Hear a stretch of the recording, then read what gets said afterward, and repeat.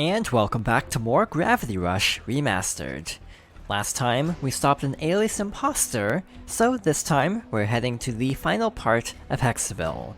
From here, the next train station is this way, and there's actually someone sitting on the roof of the station, but we'll find out why some other time. Sorry Dusty, no pets allowed. We'll just ride on top. The view's better from up here anyway. Alright, so we are making our way to a fairly interesting looking area. I really like the look of this next part of town, like being able to see these skyscrapers from here from a distance. I've talked about this before, but I really like how this game handles draw distance by simply outlining distant surroundings. It looks really cool, actually.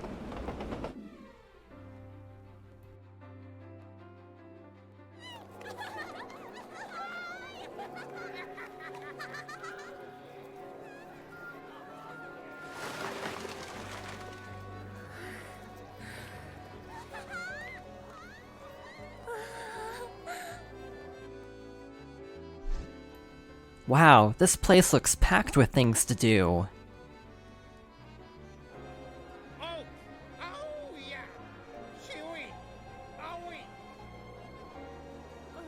That voice, is that?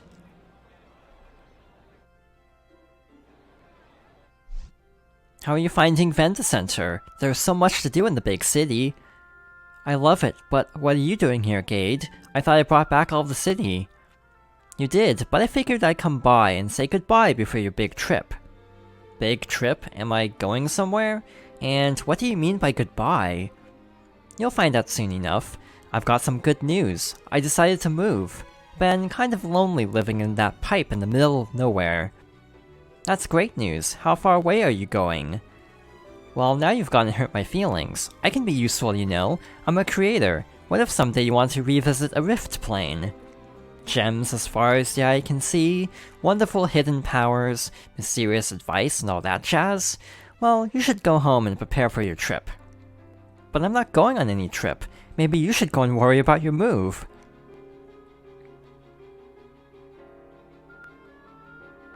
And welcome to Venda Center. Right over here is the first manhole of the area. I think this manhole leads back home. There should be 4 in the area, but we'll worry about them a little bit later.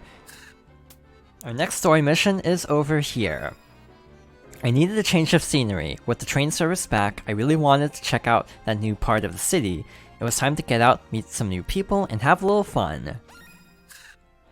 So as a reminder, and as Gade kind of alluded to, once we start this next story mission, we won't be able to explore Hekseville for a bit, so if you still haven't completed many of the DLC missions, or if there are like challenges you want to go through, now would be the time to do so, because it will be a while until we can actually get back to town.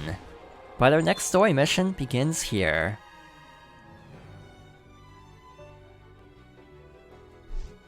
Pardon me, are you the Gravity Queen? Huh? Oh, yeah, I guess that would be me. I dropped something very important, and... What is it? Where'd you drop it? It's a letter, and I dropped it right around here. It was the last letter from my boyfriend, and it's all I have left to remember him. It seems important to her. If it fell below the city, I won't be able to get it back because of that big storm down there. The storm? My father works over in Industria, and he said they got Storm Shield Tower working again. I think that cleared it up. They say the Nevi really did a number on the tower, but they still managed to get it up and running again. I heard you were there, but it was the army that saved the tower. You haven't given up on us, have you? Maybe that letter truly is lost forever. Well, no, it's nothing like that. You see, Dusty, he... well, alright. You said that letter's important, right? I can't promise I'll find it, but I can look. Thank you, that's all I ask. I'll be waiting right here. I won't go anywhere, I promise. Episode 12, Look Out Below. Alright, so our first stop is down this way. So, we are exploring beyond the town for the first time. And this area actually looks really cool, being able to see the lower areas of Hekseville. So this is what it looks like below the city. Honestly, I really like the world design in this game, how there's this town built around a giant pillar. It's a really cool idea for a location. And again, I really like how this game handles distant surroundings in a way that's not particularly taxing on the hardware, but still looks really cool and stylistic. Again, this game has a very good art style, I find, that works really well on a system like the Vita. Where's that letter? I don't see it anywhere. Alright, so still no luck. We have to keep going further down. At this point, we're getting increasingly far away from the town, so I'm not sure how successful this endeavor is going to be. Maybe it's even further down? From here, there's not another platform to go to. Instead, it looks like there's some kind of tunnel over here that goes inside of the pillar. So let's investigate. There's a gem over here. Yeah, there's a ton of stuff inside here. It might be in here somewhere. Okay, so let's gravity slide. Good thing I upgraded that relatively recently. And over here, it appears there's some kind of energy field. Huh? Something doesn't feel right. And our gravity gauge disappeared, so that's a good sign. Huh? I can't shift gravity. Dusty, what's going on? Time and space behave differently within the pillar, rendering some of Cat's powers ineffective. Use any remaining abilities at your disposal to make your way down. So the world pillar is a really interesting area. Fairly recently actually, in episode 10, we had limited powers. And this episode goes a step further by having entire areas where we can't use our gravity powers at all. There are plenty of Nevi inside the pillar. We have to do our best to avoid them, because we really don't have a way to fight back against these flying Nevi. Looks like there's health down there at least, so even if we do take damage, we should still be in good shape. And as a reminder, there's no fall damage, thankfully. It's kind of weird that Cat doesn't have powers on her own, and yet she can survive really long falls, so she's still fairly scrappy despite not actually having powers directly. Looks like we're actually getting fairly close to the bottom of this first area of the pillar. Only like under 50 yards to go from here. The way down is here. Maybe there's a way back outside? You'd think that would really hurt falling that far, but she's fine. And there's another energy field. Hey, I think I can shift again. So now that we're back outside, we have our powers again. So let's explore this next outside area. Phew, how far down does this thing go? So, this chapter, or this episode, is honestly kind of weird to me, because it kind of goes against the pattern established by the previous episodes where we first get to a new area. In the first episode in Playerjune, it felt like we actually got a lot of time to explore. Like, because of trying to find Echo, we ended up exploring a lot of Playerjune. A similar thing happened in Industria, where because of trying to track down Alias, we ended up going across a lot of Industria in our first time visiting there. So this episode's kind of weird because we get to Venda Center and then immediately leave and go beyond the town for the first time, and quite frankly, getting back up to the town isn't exactly going to be easy if we can't use our gravity powers inside the pillar. By the way, I'm kind of avoiding these Nevi because I really don't like fighting these flying Nevi. Especially with very little ground to work with, so I'm just gonna try to avoid them whenever possible. I'm gonna have to go back inside if I want to get past that storm. So there's more gems. along this section, but once we pass through again, it looks like we might lose our powers yet again. Alright, so back inside the pillar. How am I gonna get back to Hekseville? That's a very good question. That's why I said, yeah, you might not be able to have access to the town for a bit. Luckily, we did do quite a few challenges, and we did do all of the DLC missions already, so I think we're pretty well prepared. And as another reminder, there is a glitch, and to clarify, it's actually a trophy glitch, not really a progression-based glitch, where if you complete all of the challenges in Hekseville before this chapter, it glitches out the trophy for getting the gold medals in all of the challenges, for reasons I'll go into a little bit later.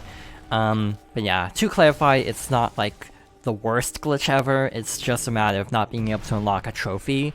Alright, so this section is actually kind of difficult because when Cat lands on these very narrow platforms, sometimes she rolls off the platform, making it actually hard to align yourself with the gem trail.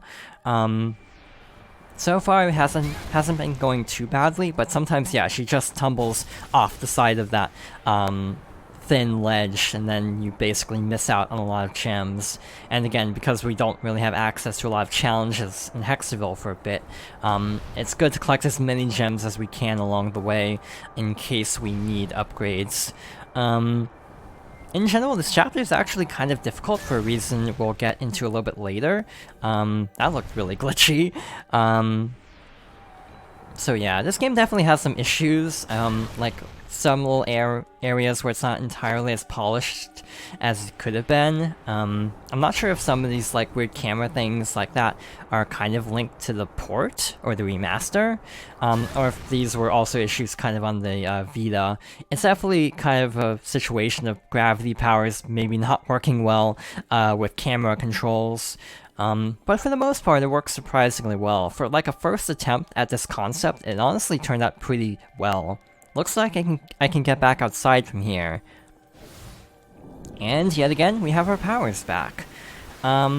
So let's see what this next outside area is like. Well, I came this far, may as well keep going to see how far this thing goes. Yeah, it's not like we can get back anytime soon, so we might as well just keep exploring. So yeah, they did make a sequel, Gravity Rush 2. By the way, one interesting thing is this game actually has a different title in Japan. It's actually called Gravity Days, or DAZE, to clarify. And then they retitled it to Gravity Rush in the West. I'm not sure why they changed it, but I do prefer the name Gravity Rush, so I'm fine with the change. And I assume that applies to the sequel as well. It's only 2 games and an animated short to tie into both. So as a series, it's fairly short, honestly, and it's not likely that the series will continue beyond this point because of people leaving Sony's Japan studio, as it's called, and also the Japan studio recently being restructured into more of a support team, to my understanding, instead of like a lead developer, which is kind of a shame because I honestly think a lot of their games were really creative, and they've also been around for a lot of the PlayStation's history. So like, they worked on Ape Escape, and a lot of really popular, like, PlayStation exclusives over the years, so it's kind of a shame to see them, kind of losing, prominence within Sony, but I kind of get it because to some extent their games haven't really been doing as well recently, but I actually like a lot of their games on a conceptual level, even though I haven't really played that many, just because they make a lot of really quirky games like Gravity Rush, that other studios from Sony really wouldn't make. So it does kind of feel like by Sony's Japan studio being restructured, we're losing out on like some of the more creative ideas on PlayStation for PlayStation exclusives. But yeah, it's just a matter of a lot of their games didn't really sell well. In the case of Gravity Rush Remastered, obviously the Vita version didn't sell great because it was a Vita version. The PS4 version didn't even sell well, but it was partly because it was an Amazon exclusive, if I recall correctly. So yeah, it was very limited, so I don't even own this game in terms of like a physical copy. This is digital because I do not want to pay like $80 for this game, even though I do like the game a lot. It's just not worth that much. So yeah, it is a shame that the series never really took off, because it is very creative and kind of cool, but I also fully understand that it was possibly just a little bit too niche, if that makes sense. Alright, so we're heading back inside. Lots of gems to pick up. We actually collected like almost 1,000, and there's actually no energy field this time. Wait, I don't see that weird pink field here. Maybe that means we can shift gravity?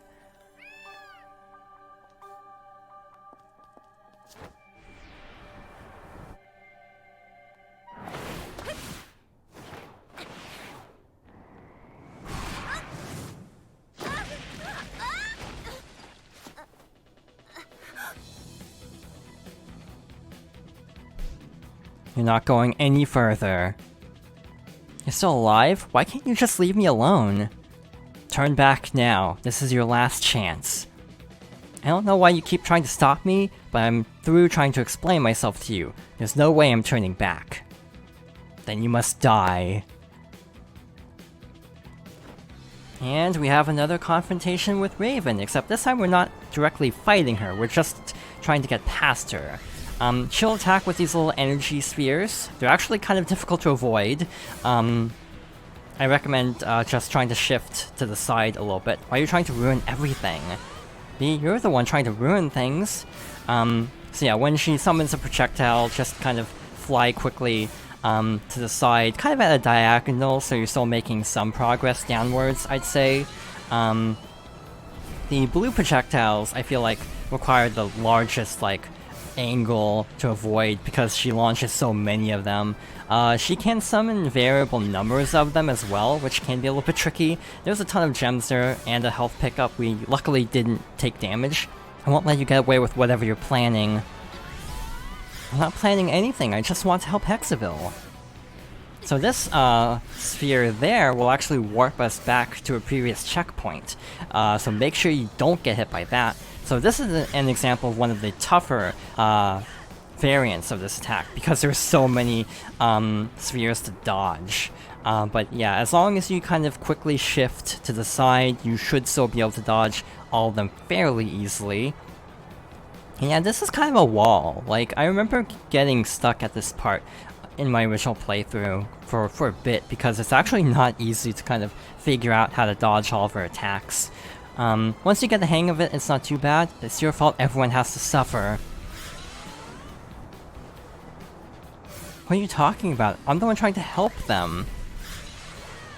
So yeah, as long as you try to dodge everything, it's not horrible, but it's definitely slightly stressful.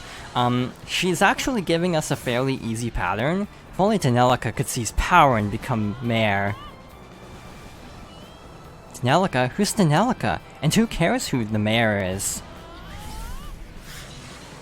So yeah, overall, it feels like there's like a checkpoint every like 1,000 yards or so. So luckily that attack there doesn't send you all the way back to the top of the area, just to like a checkpoint. Still, it's best to avoid that whenever possible. Another problem with that attack is, frankly, the lack of invincibility frames, because if you get hit by one orb, it's very easy to get comboed pretty badly. Looks like we've almost reached the next, and I'm pretty sure the final checkpoint, actually. There's health over there, but I think we are going to stop here for now. It's just like ballsy to send a shifter to try and stop me. Nobody sent me, and aren't you the one trying to stop me? We'll have to figure out what she's guarding next time. So thank you for watching, and I hope you'll join me next time for more Gravity Rush Remastered.